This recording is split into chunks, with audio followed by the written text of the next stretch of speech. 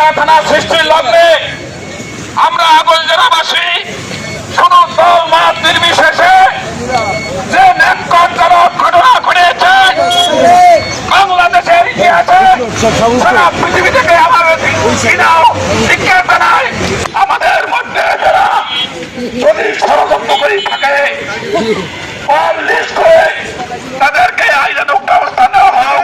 আমরা কিন্তু আসলে পরিচয় দিতে পারি না। কি কারণে পরিচয় দিতে পারি না? আপনারা প্রদর্শন দিতে পারেন না।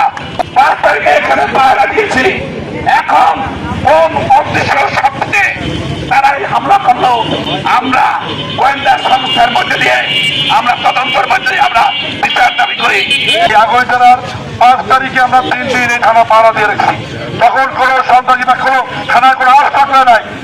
গত 3 দিন আগে এই আগৈলঝাড়ায় কোন অস্তিত্ব শক্তি বলে এর পিছনে কারা ইন্ধন আছে প্রশাসনের কাছে আমরা দাবি জানাচ্ছি, আপনারা আমাদের